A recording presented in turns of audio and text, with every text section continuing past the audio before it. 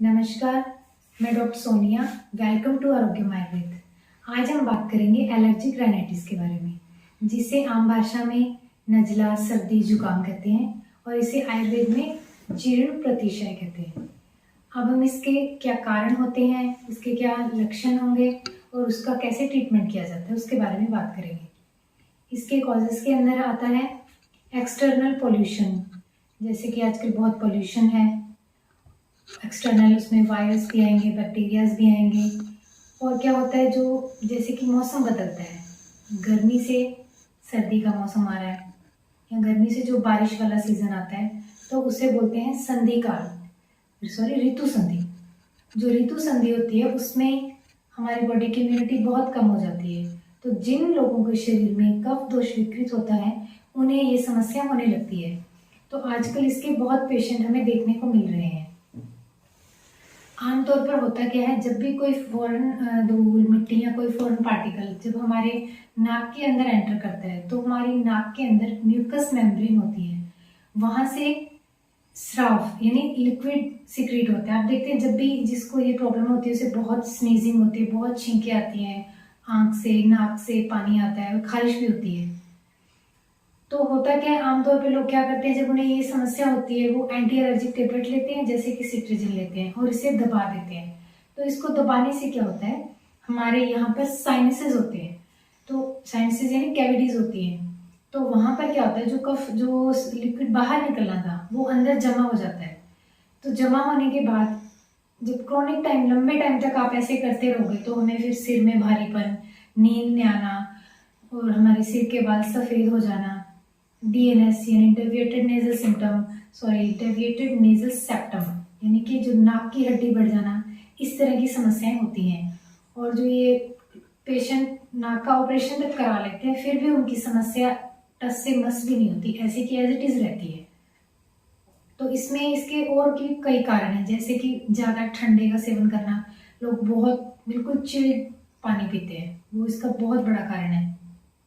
इसके अलावा दिन में सोना, रात में ज़्यादा टाइम तक जागना, तकिए की जो हाइट होती है वो प्रॉपर ना रहना, उसकी वजह से भी ये प्रॉब्लम होती है। आयुर्वेद में इसका एक मुख्य कारण बताया गया है अत्यंबुपान, जो हमें कारण बहुत मिल रहा है। पेशेंट बहुत पानी पीते हैं, उन्हें प्यास भी नहीं होती तो भी वो पानी पीते हैं। तो अधिक पानी पीने से क्या होता है, हमारी जो पाचक अग्नि है वो मंद हो जाती है। जब पाचक अग्नि मंद होती है तो हमारे शरीर में दोषों का प्रकोप होने लगता है। तो जिसके शरीर में कफ दोष का प्रकोप होगा उसे जीर्ण प्रतिशय यानी एलर्जिक राइनाइटिस की प्रॉब्लम हो जाएगी। इसके अलावा एक और कारण बताया है, वो है वेगों का धारण करना। वेग जैसे कि स्टूल है, यूरिन का वेग है, इन्हें कभी भी नहीं रोकना चाहिए। इन्हें रोकने से भी हमारे शरीर के अंदर दोषों का प्रकोप होता है, वह हमें ये समस्या होती है। अब हम बात करते हैं इसके ट्रीटमेंट के बारे में। तो आयुर्वेद में सबसे इम्पोर्टेंट कहा गया है कि हमारे शरीर की इम्यूनिटी के ऊपर बल दिया गया है।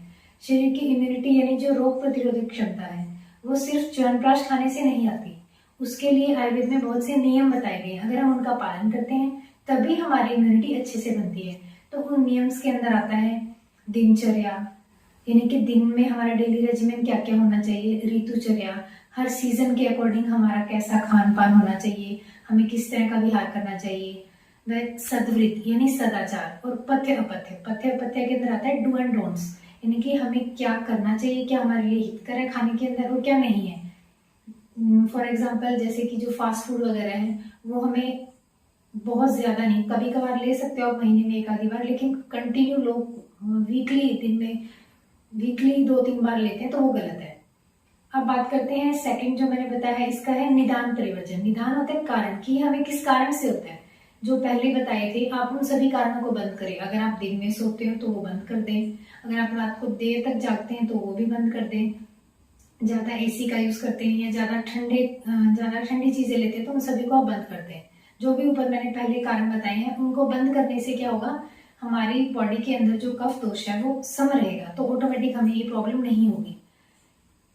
अब बात करते हैं इसके मेन ट्रीटमेंट के बारे में। तो आयुर्वेद के अंदर इसे जड़ से खत्म किया जा सकता है। इसके लिए हम आयुर्वेद में पंचकर्म का बहुत अच्छा रोल है। उसके अंदर आते हैं स्नेहन, स्वेदन व नस्य। नस्य यानी कि नाक में तेल डालना, इसमें मेडिकेटेड ऑयल्स डाले जाते हैं।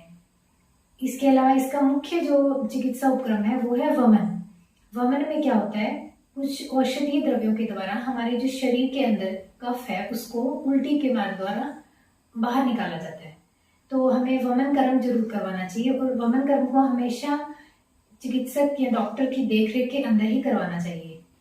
इसके अलावा इसमें धूमपान यानी कि मेडिकेटेड धूमपान, जैसे कि इसमें त्रिकटु, हल्दी, अजवाइन और भी बहुत सी मेडिसिन रहती हैं, उनको क्या किया जाता है, उनको धूमपान के रूप में यूज किया जाता है, नाक से धुआं लिया जाता है। जो पंचकर्मा के मैंने आपको ये चीजें बताई हैं, इन सभी से आप अपने नजला, जुकाम जो बहुत लंबे टाइम से चला रहा है उसको जड़ से ठीक कर सकते हैं। अब हमें खाने में क्या क्या ध्यान रखना चाहिए, इसमें खाने के अंदर हमें हल्का भोजन करना चाहिए, जिसमें जौ की रोटी, गेहूं की रोटी, ज्वार, बाजरा, इन सब की रोटी यूज कर सकते हैं। वह खाने के अंदर हमें कच्ची मूली का यूज करना चाहिए, उसका बहुत अच्छा रोल है इसके अंदर। हमें खाने के अंदर सिट्रस फ्रूट्स भी ऐड करने चाहिए, जैसे कि ऑरेंज वगैरह भी यूज करने चाहिए। उसके अलावा हमें इसके अंदर फ्रूट्स जिनमें वाटर कंटेंट ज्यादा होता है उनका हमें कम से कम यूज करना चाहिए, ज्यादा फ्रूट्स नहीं लेने चाहिए, जैसे कि केला है, सेब है, इनको अवॉइड करना चाहिए। दूध भी हमें, जिनको बहुत ज्यादा समस्या है उन्हें कुछ टाइम के लिए दूध को भी अवॉइड करना चाहिए। इसके अलावा आप इसमें दशमूल क्वाथ का भी यूज कर सकते हैं। बहुत सी दवाइयां आती हैं जो एक डॉक्टर पेशेंट की प्रकृति के अकॉर्डिंग आपको इस बीमारी के अंदर कौन सी दवाई लेनी चाहिए वो चूज करके वो आपका पूरा प्रिस्क्रिप्शन प्लान बनाते हैं।